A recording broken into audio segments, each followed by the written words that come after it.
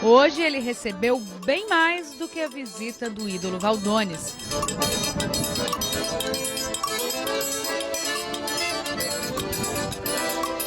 Em Mossoró, moradores foram às ruas numa manifestação em defesa dos animais.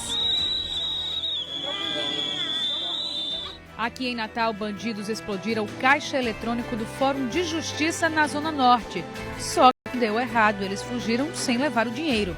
No Agreste, operários não receberam o pagamento por serviço e decidiram quebrar o calçamento que construíram.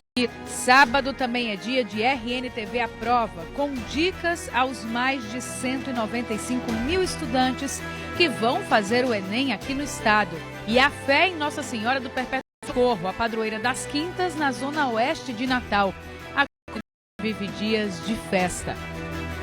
E tem música ao vivo nesse sabadão, direto da Via Costeira. Oi, Emily, boa tarde pra você, boa tarde pro pessoal de casa. O sabadão vai ser de música e o melhor com esse visual aqui na praia da Via Costeira. Bora pro reggae, o evento começa às 5 da tarde, são mais de 6 horas de música e daqui a pouquinho eu trago todos os detalhes no RNTV Primeira Edição. Aqui no estúdio a gente vai ter um encontro de sanfonas nordestinas, Valdones, Flávio José, o RNTV Primeira Edição está no ar.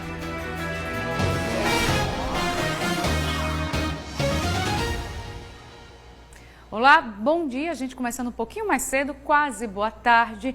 E a gente começa o RNTV falando de uma ação que aconteceu hoje de 4 bandidos e que provocou estragos durante a madrugada no Fórum de Justiça Varela Barca, na Zona Norte de Natal. Os bandidos explodiram o caixa eletrônico do prédio, que ainda não tem câmeras de segurança. O repórter Eduardo Rodrigues conta essa história pra gente.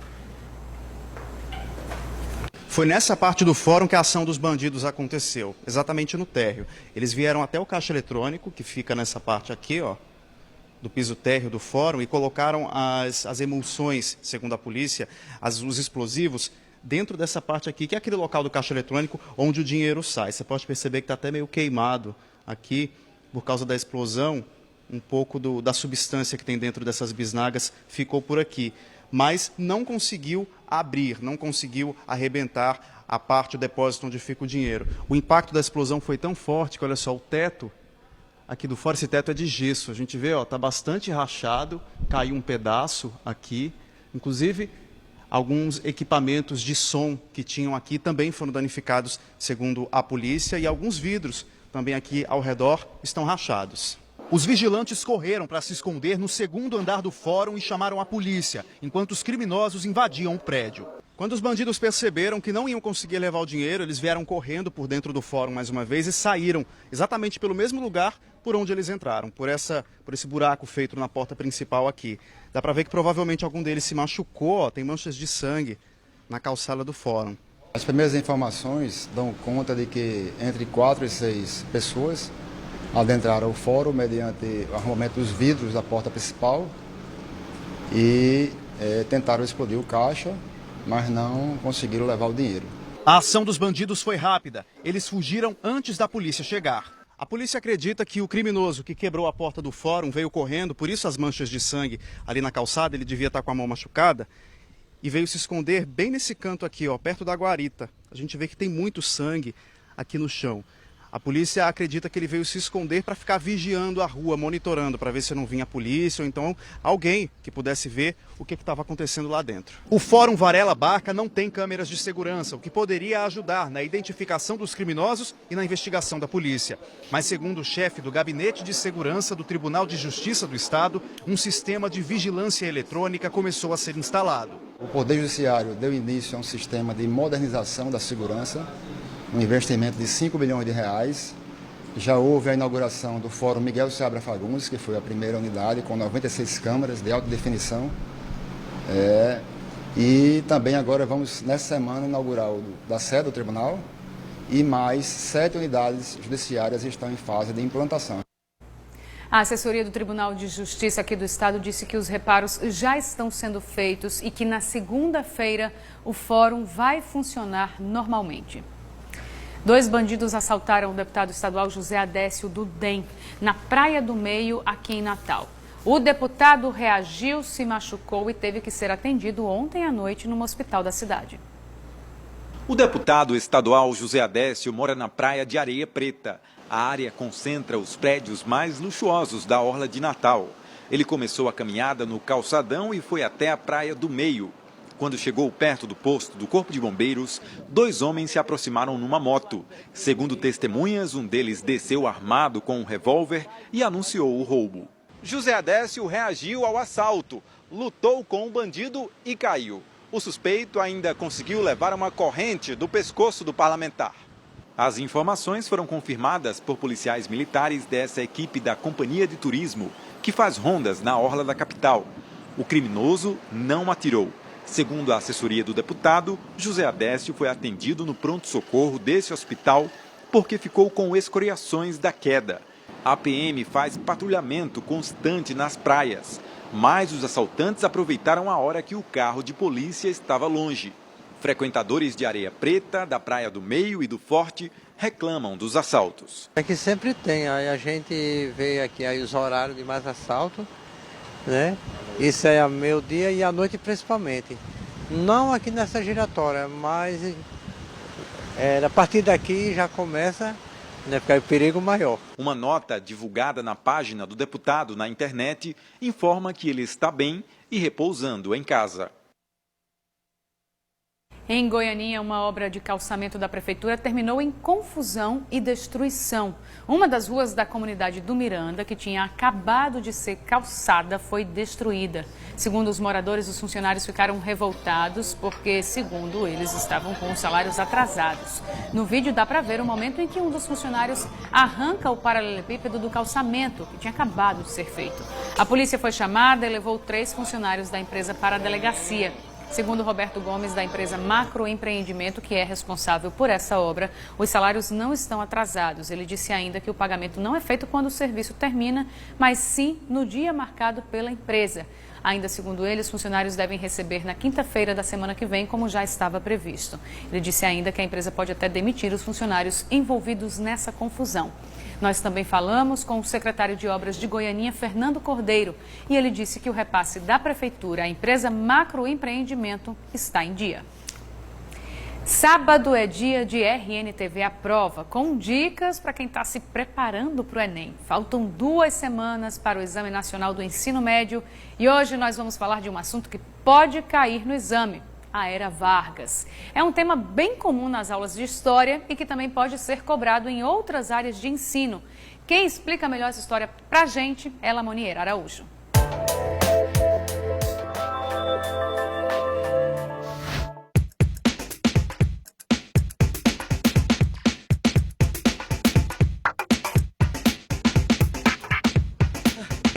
Pois é, pessoal, o Enem é uma verdadeira maratona, viu? São 2 dias de prova, 180 questões e ainda tem a redação.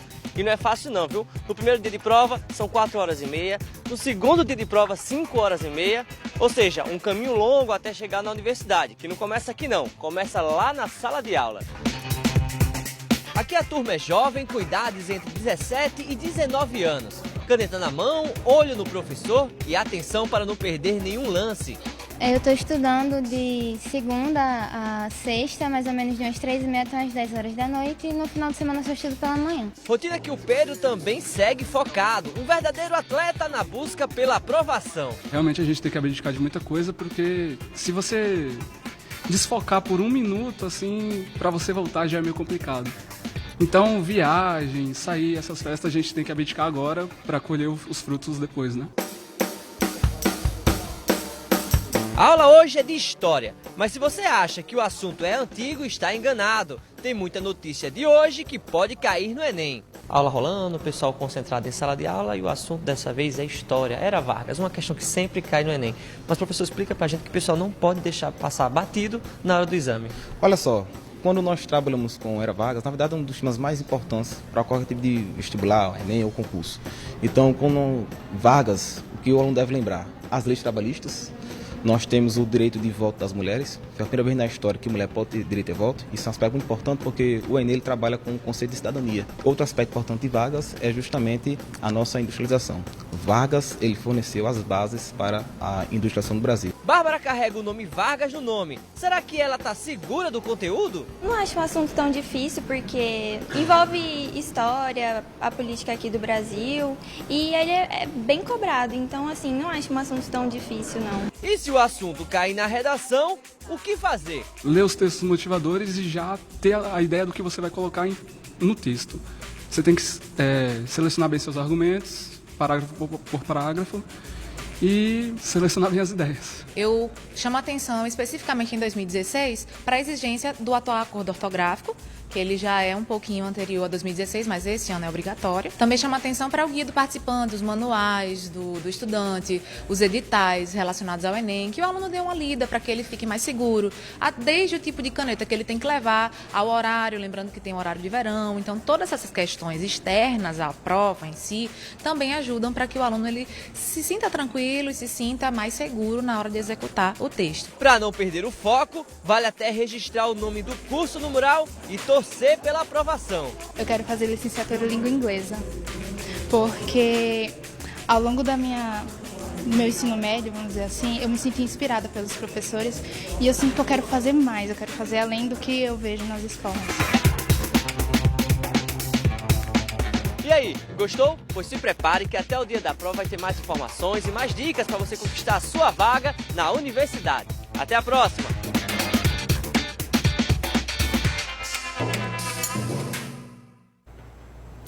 Tá aí. E olha, atenção motoristas natalenses, porque vai ter alteração no trânsito hoje à tarde em Ponta Negra, na Zona Sul, aqui na capital. E o motivo é o evento católico Bote Fé Natal da Arquidiocese. A gente vai falar agora com o Eduardo Rodrigues, que está lá no local do evento. Tem mais informações sobre essas intervenções no trânsito de logo mais, né, Eduardo? Boa tarde para você.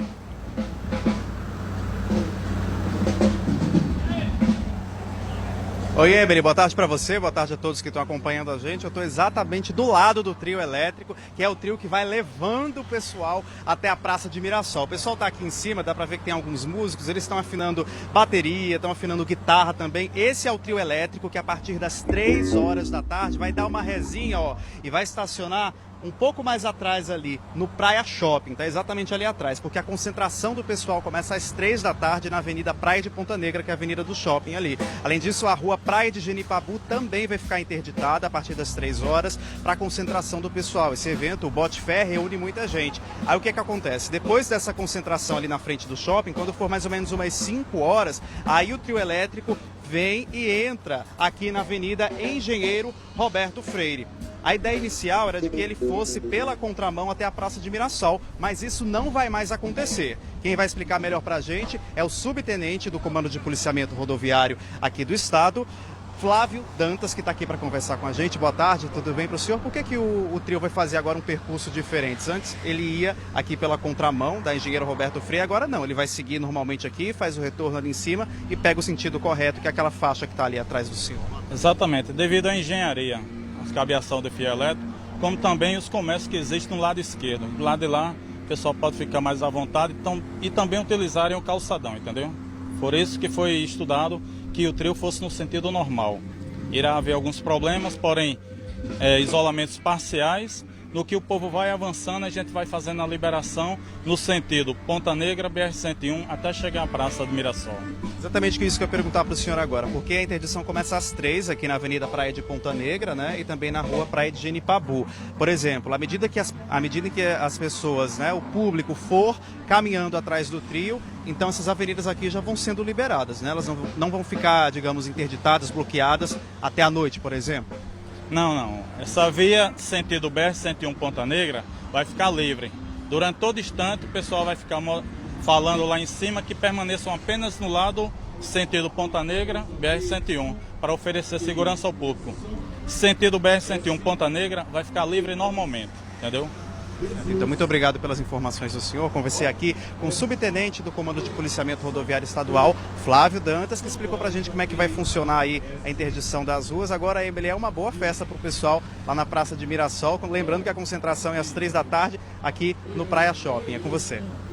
Valeu, Eduardo. Obrigada pelas informações. E olha, no próximo bloco a gente vai mostrar para vocês que estão em casa as atrações da nossa agenda cultural para você curtir o fim de semana. Tem reggae num visual pra lá de inspirador.